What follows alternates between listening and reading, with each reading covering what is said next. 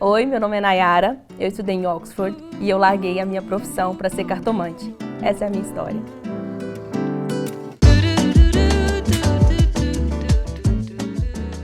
Acho que é importante contar que antes mesmo de eu abandonar minha profissão para ser cartomante, eu já tinha trocado de profissão dentro da própria academia, né? Fatos da minha vida, check. Parte 2, agora sem palavras feias. Meu nome é Nayara, eu sou do interior de Minas Gerais, de uma cidade chamada Divinópolis. Eu sou formada em História pela Universidade do Estado de Minas Gerais e quando eu ainda estava na graduação, eu passei no processo seletivo nas duas melhores universidades do mundo, Oxford e Harvard. Isso foi um fato muito inusitado na época, porque nenhum brasileiro nunca tinha passado em Oxford e Harvard na minha linha de pesquisa, e eu passei nas duas ao mesmo tempo. Como eram dois cursos que aconteciam ao mesmo tempo em países diferentes, eu tive que escolher e eu escolhi estudar em Oxford.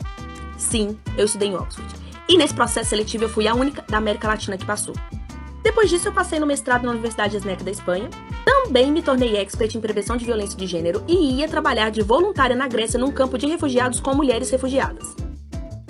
Deixei toda a minha carreira acadêmica, me tornei cartomante e taróloga e hoje sou conhecida como a rainha do tarô. Então eu me formei em História pela Universidade do Estado de Minas Gerais, a UENG, e quando eu fui para estudar em Oxford, eu estudava História Militar. Então eu fui para estudar Primeira e Segunda Guerra Mundial, Estratégia Militar, e naquele momento o meu objetivo era fazer uma trajetória mesmo de soldados de guerra, né? Eu pesquisava diários de ex-combatentes, de pracinhas, que eram os brasileiros que tinham servido na guerra. E aí, quando eu volto para o Brasil, antes mesmo de entrar no mestrado, eu já mudo completamente de linha de pesquisa, que eu já volto pesquisando o gênero, que não tem nada a ver com história militar. Então, assim, eu saio de um oposto e vou para o outro, né? E eu lembro que a minha orientadora ainda falou, olha, sua pesquisa tem que ser muito boa, porque você sai de uma história masculina, de homens fazendo história, de guerras, e cai no oposto, movimento social, mulheres, movimento feminista, assim. É uma mudança muito grande, mas se você quiser fazer, você faz. Então, eu volto de Oxford, já pensando em estudar gênero, estudar primeira onda do movimento feminista, que é onde eu me especializei, e faço um mestrado na Espanha em relações de gênero. Eu já nem queria mais saber de guerra, já queria só saber de mulher e movimento feminista.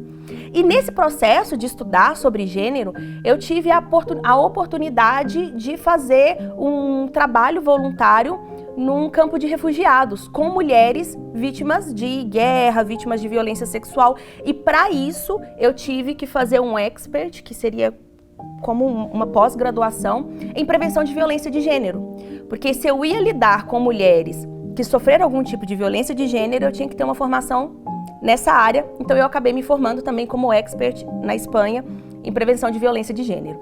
E aí ali o meu sonho, a minha meta de vida era entrar em algum voluntariado da ONU, trabalhar com mulheres, né? Com bem essa situação de violência, de guerra, de refúgio. E aí de repente eu mudo tudo e viro cartomante.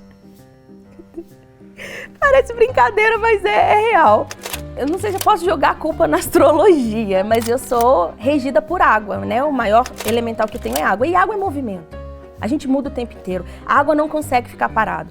Então, quando eu coloquei como objetivo estudar em Oxford ou de pesquisar guerra e eu cheguei no topo, aquilo para mim perde a graça. E aí eu já mudo e vou pesquisar gênero, que era o meu mestrado. Aí quando eu chego no topo, aquilo para mim perde a graça. E sempre é assim. Tanto que eu deixo claro com as pessoas. Eu estou cartomante hoje. Pode ser que daqui 2 anos eu resolvo abrir uma padaria, assim, pra mim, e isso é super normal pra uma pessoa de água.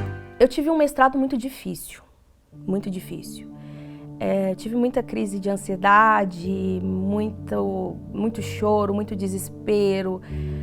Fazer a dissertação em espanhol era muito difícil pra mim, passar pela banca em espanhol foi muito difícil, foi muito desafiador. E nesse processo eu tive muitas crises de ansiedade, engordei 17 quilos. E teve um fato, assim, que foi muito determinante para mim, que... eu conto isso? Pode contar? Eu fui num churrasco, eu tinha passado a noite inteira escrevendo a dissertação, E eu fui no churrasco do meu tio e lá tinha um empresário que ele tinha acabado de vir de Dubai.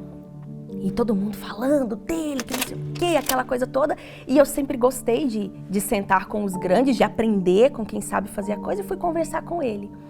E lá ele juntou uma roda de pessoas ao redor dele e ele começou a falar: porque em Dubai as coisas é diferente, não é igual no Brasil. O Brasil não vai pra frente por causa da universidade, porque aqui é uma balbúrdia, porque aqui... E começou a xingar as pesquisas e xingar a academia.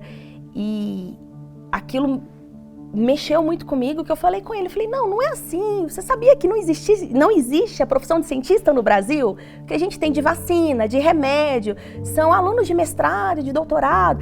Tentando explicar para ele o que estava acontecendo.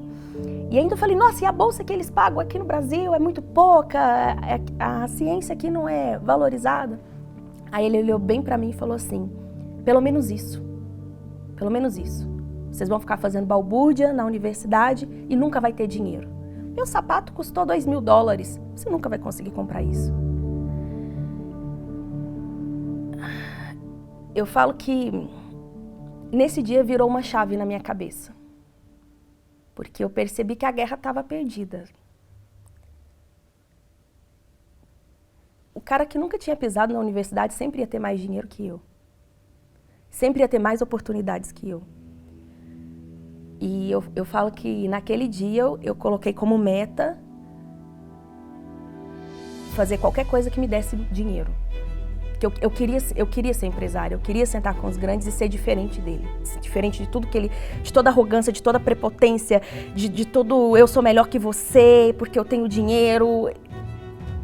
Aquele dia a chave mudou e eu percebi que toda ansiedade, toda crise que eu estava tendo, né, o acompanhamento psicológico, psiquiátrico, isso não era comprado com um diploma, porque eu não estava tendo qualidade de vida.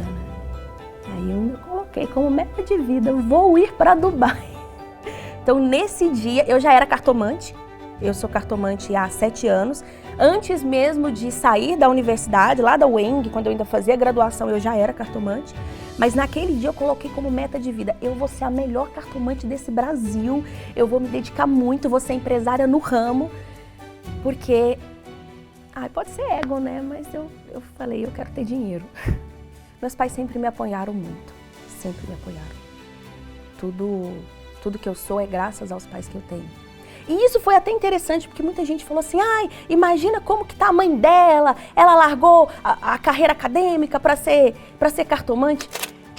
O meu espaço de atendimentos foi construído pela minha mãe, pelo meu pai, tijolo por tijolo. Meu pai foi o pedreiro, a minha mãe costurou a cortina, eu fui servente de pedreiro ali, porque eles perceberam que me dava mais retorno financeiro e me fazia mais feliz. A minha mãe pegou todas as minhas crises de ansiedade enquanto eu fazia mestrado. Minha mãe pegou um dia, por exemplo, que eu fiquei debaixo da minha cama por 12 horas com pânico de sair dali e sem querer sair dali. Tinha dia que a minha mãe tinha que me dar banho, que eu não tinha força para levantar da cama e tomar banho. Então, quando ela viu que, assim, eu estava mais feliz, que eu tinha mais qualidade de vida, que eu estava nos almoços de domingo, que eu não tinha aquela pressão toda, nossa, foi uma maravilha. Minha mãe foi a que mais agradeceu a mudança de profissão. Eu tive tudo aquilo que eu não tive na academia. Eu fui muito feliz pesquisando o gênero, pesquisando história, fui muito feliz com tudo isso. Só que eu não tinha o que eu tenho hoje. Primeiro que hoje eu trabalho de qualquer lugar do mundo. De qualquer lugar do mundo. Eu tô com o meu telefone, tô com o meu baralho, eu tô atendendo. Eu faço os meus horários. Eu não tenho aquele prazo de ter que entregar artigo, de ter que revisar e não ganhar nada para fazer isso, ainda ter que dizer que vacina é necessário, sabe? Eu não preciso disso mais. Eu não preciso ficar provando nada para ninguém. As pessoas vêm a mim quem quer. E eu sou muito mais bem remunerada por isso, porque eu recebo por cada pessoa que vem até a mim. Não é um salário fixo por mês, então eu não me arrependo. Não me arrependo. Financeiramente eu tô melhor, profissionalmente eu tô melhor, psicologicamente eu tô melhor. Mas eu fui muito feliz quando eu estudava. A gente nunca diz nunca, né? Nunca é uma palavra muito forte. mas não está nos meus planos, não pretendo. Todo o sofrimento que eu tive, todo o desespero que eu passei, não é algo que eu gostaria de voltar por livre e espontânea vontade. Não tem como não falar de hate na internet, né? E eu sou historiadora de formação. Então, por mais que eu não atue na área, essa é a minha formação. E eu não posso deixar de falar, por exemplo, das milhares de cartomantes que foram queimadas vivas na fogueira da Inquisição. Eu não posso deixar de falar das milhões de cartomantes que foram mortas numa câmara de gás durante o Holocausto da Segunda Guerra Mundial. Porque os ciganos também foram perseguidos como os judeus. Só que ninguém fala sobre isso. Então, esse ódio gratuito que as pessoas têm sobre mim e principalmente o que mais me machucou foram as pessoas realmente da academia, né? Assim, pessoas que se escondem através de um título de doutor e de uma pesquisa para atacar gratuitamente uma pessoa que trocou de profissão. Quando o meu cancelamento começou, eu revisei todo o meu vídeo. Todo o meu vídeo, cada palavra, cada expressão facial. Eu vi em que momento eu fui agressiva, violenta, preconceituosa. O que estava ali naquele vídeo que trouxe tanto ódio para as pessoas e eu não consegui encontrar. Então, a única plausível, né? A única opção plausível é o ódio por eu ser cartomante. É o preconceito. E aqui eu mostro o pior do ser humano, o pior do brasileiro, que é o brasileiro preconceituoso, intolerante. É o brasileiro que ainda em século XXI apedreja terreiro de umbanda, quebra a imagem de orixá, sabe?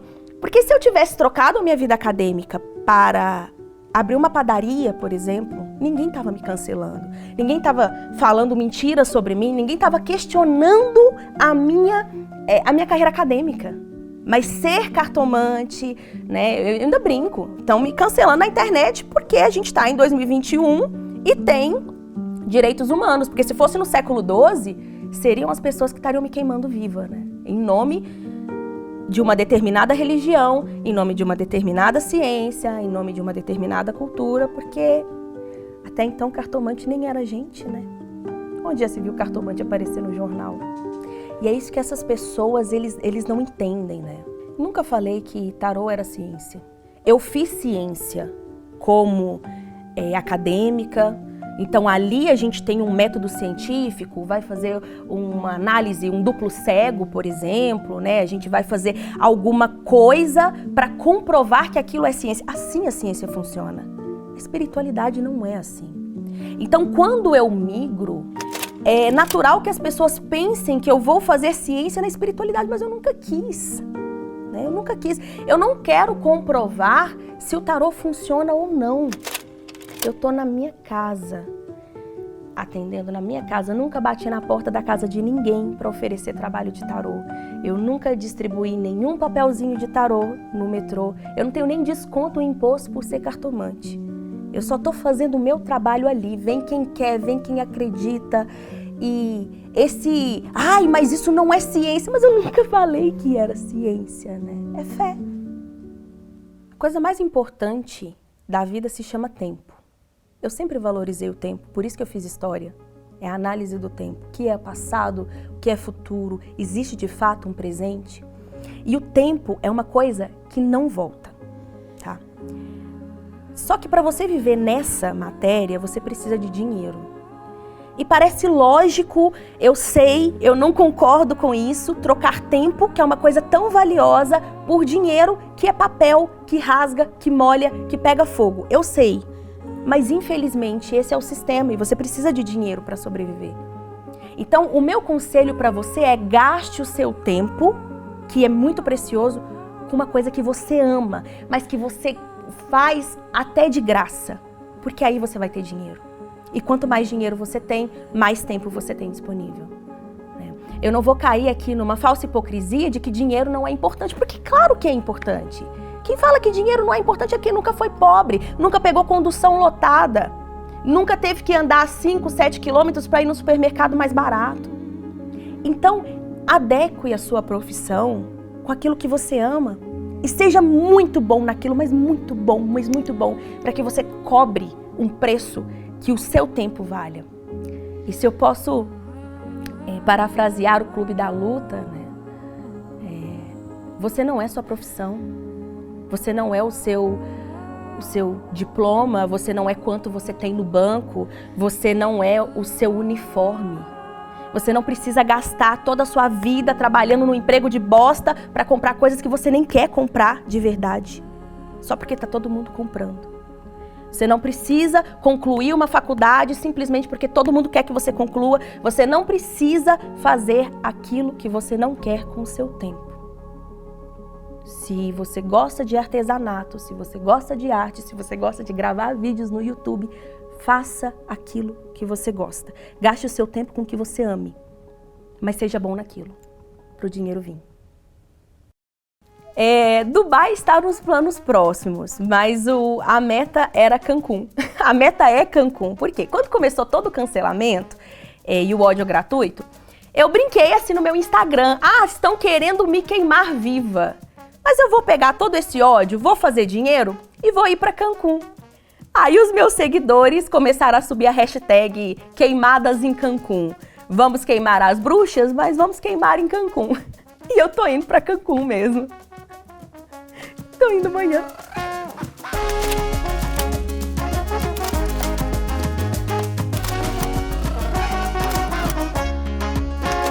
Você não é obrigado a concordar com o que eu faço. Você não é obrigado a acreditar que o tarô existe, que o tarô funciona. Você não é obrigada nem a concordar com isso, mas você é obrigada a respeitar.